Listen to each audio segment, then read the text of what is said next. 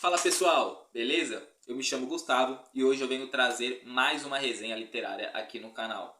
Falarei hoje sobre um clássico da ficção científica, publicado em 1895 por Herbert George Wells. O livro se chama A Máquina do Tempo. O Herbert George Wells, ele é um escritor com algumas obras conhecidas, né? Claro, obras mais antigas, né, pela época que ele viveu. Ele nasceu ali, salvo engano, em 1866 e viveu até 1946, se eu não estou enganado, viveu aí 80 anos. É um escritor britânico. E ele tem algumas outras obras, eu acredito que A Máquina do Tempo seja a mais conhecida dele. Até mesmo pelo filme, né? Tem um filme da Máquina do Tempo, eu confesso que se eu já assisti eu não me recordo. Mas eu li o livro, essa edição, como vocês podem ver, é da Prefeitura de São Paulo, então é uma edição bem simples, sem orelha, sem nada. Eu acredito que... Deixa eu mostrar a diagramação para vocês. Eu acredito que eu tenha, ou desde a época que eu estudei no ensino fundamental, faz muito tempo, ou eu ganhei de alguém em algum momento da minha vida, algum colega, sei lá, algum parente. Eu sei que estava na minha estante, eu peguei o livro, eu li. E como eu foco aqui não em falar dos caprichos das edições, mas para falar do conteúdo, vamos em frente que não vai haver problema nenhum, pois o conteúdo da obra é um conteúdo integral mesmo assim, né? Então vamos lá. Pois bem, como eu disse, esse livro foi publicado em 1895, ou seja, tem quase 130 anos desde que ele foi publicado. E o Herbert George Wells, ele cria um cenário ficcional onde, como o título bem sugere, existe uma máquina do tempo. Então, como que é descrita essa história, né? É a partir de uma reunião. Então, existem várias pessoas ali na reunião. E o narrador da história também está nessa reunião. Ele é um personagem ali dentro. Só que junto com esse narrador da história, existe também um cientista, existe também um psicólogo, existe também um médico. Existem vários intelectuais nessa sala. E esse narrador está lá descrevendo o cenário. E existe também um outro cientista que vai receber o nome bem conveniente, vamos dizer assim, né, de O Viajante no Tempo. E esse O Viajante no Tempo, ele também é o criador da máquina do tempo, né? Ele consegue criar uma máquina ali através de uma teoria dele, onde nós possuímos três dimensões, né? Altura, espessura e largura. Isso. E ele acredita que se nós acrescentarmos essas três equações uma quarta, que seria o tempo, é possível criar um dispositivo que possa nos levar através das eras, né? E, pois bem, ele fala pro pessoal ali, claro que todos olham ali com um olhar de loucura, né? De inconformados, ninguém acredita nessa possibilidade, mas ele acredita e ele mostra para essas pessoas uma máquina. E aí, beleza, só que ele mostra, ele não testa. E aí essas pessoas vão embora, e essas pessoas elas retornam uma semana depois. Quando essas pessoas chegam, ele demora para se apresentar e quando ele aparece completamente sujo. E ele aparece faminto e ele começa a comer que nem um maluco e depois que ele come ele fala: olha, eu vou contar uma coisa para vocês. Eu fiz a viagem que eu havia dito que eu faria. Eu acionei a máquina do tempo, eu fui para o futuro e eu quero contar sem interrupções. O narrador só vai narrando tudo o que foi dito ali por ele. E o próprio narrador, ele descreve a sua incapacidade de contar de uma forma tão bela quanto o homem estava contando ali. Porque o homem ele contava, segundo o narrador, com uma euforia, uma alegria, uma intensidade tão grande que ele não conseguia colocar aquilo nas palavras. Mas para quem viveu aquilo, né, no caso pro viajante do tempo, aquilo com certeza foi algo espetacular. Então vamos lá. O que o viajante no tempo vai contar para as pessoas presentes naquela sala? Ele vai contar que ele viajou muito para frente, né? A máquina ela tinha a capacidade de ir para o futuro e para o passado também. Se você empurrasse uma alavanca que ela possuía para frente, você iria para o futuro. Se você puxasse essa alavanca para trás, você iria para o passado. O viajante no tempo ele empurrou para frente, pois o objetivo dele era conhecer o futuro. E assim, ele foi muito para o futuro. Ele foi para o ano, vou até olhar aqui pessoal, ele foi para o ano 802.701 depois de Cristo, ou seja, 800.500 anos além do que nós estamos, um pouquinho mais, né? Quase 700 anos além do que estamos. Então, tipo, uma época em que possivelmente não haverá, talvez, né, na nossa realidade mesmo, talvez nem exista mais vida sobre a Terra, né? É bem provável, segundo os estudos, né? Mas ele viajou para essa época, muito, muito, muito adiante. E ao chegar lá, ele teve uma frustração. E essa parte da frustração dele é justamente o que mais me encantou na história. porque faz sentido. E quando eu penso nesse pensamento ter sido colocado em livros há 130 anos, eu acho fenomenal. Porque qualquer pessoa que fosse pensar numa viagem para o futuro, certamente essa pessoa pensaria em tecnologias extremamente avançadas. Eu, por exemplo, eu pensaria em carros voando, eu pensaria em pessoas talvez vivendo eternamente, eu pensaria em pessoas, não sei, com vários dispositivos absurdamente avançados, não sei. Enfim, várias coisas desse gênero.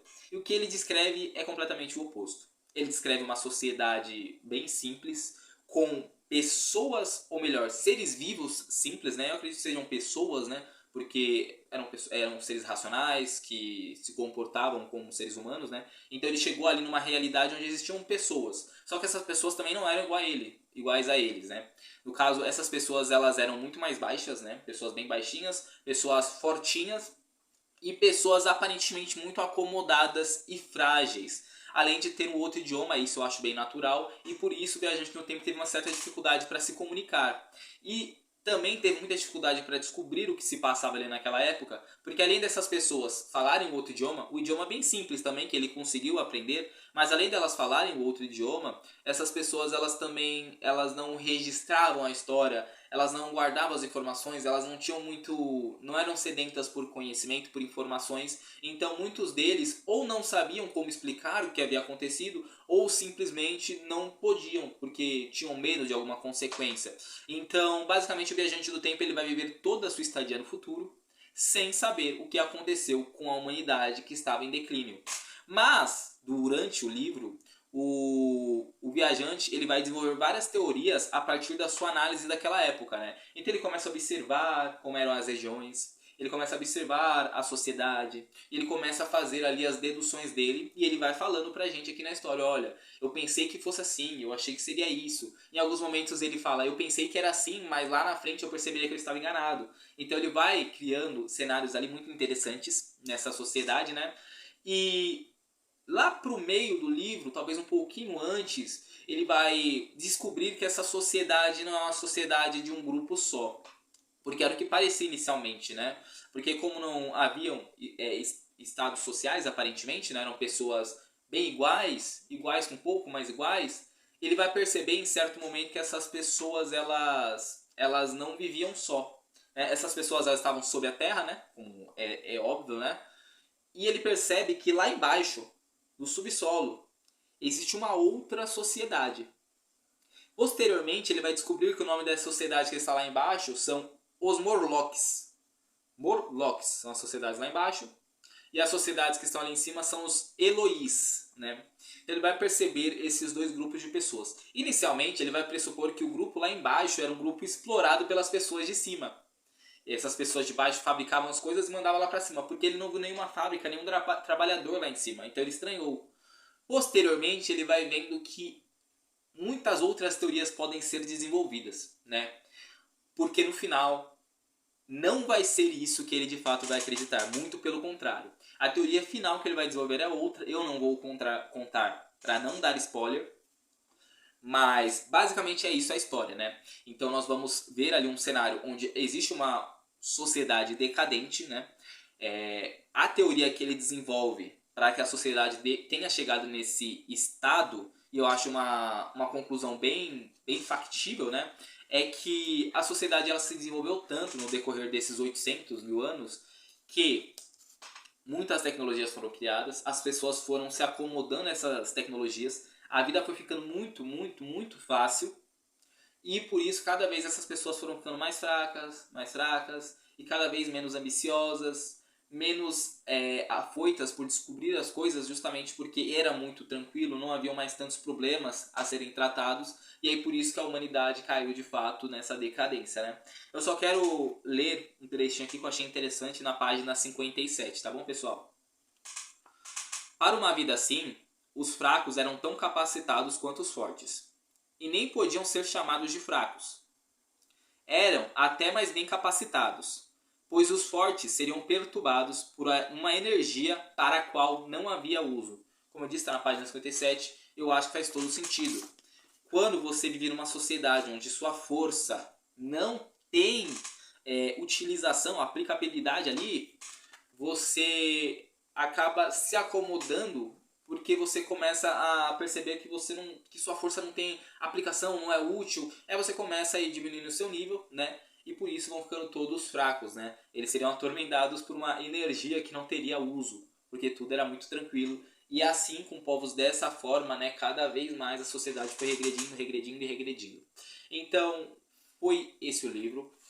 Se você, espero que vocês leiam, né, essa obra aqui, é muito legal.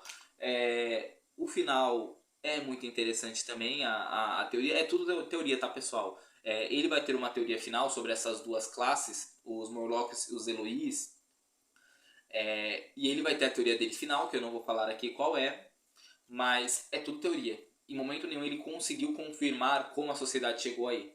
É tudo imaginativo, tá bom? Então é isso, uma leitura bem agradável, bem tranquila de ser feito, um livro bem pequeno, acho que tem 140 páginas mais ou menos. E é isso, pessoal. Antes de encerrar esse vídeo, eu quero agradecer também. O meu canal chegou a 130 inscritos. Sou grato a cada um que se inscreveu até aqui. E, enfim, pretendo continuar gravando essas resenhas. E se vocês gostaram deste vídeo, deixem um like aí, um comentário. Se inscrevam no canal. Eu agradeço, tá bom? Muito obrigado e um forte abraço.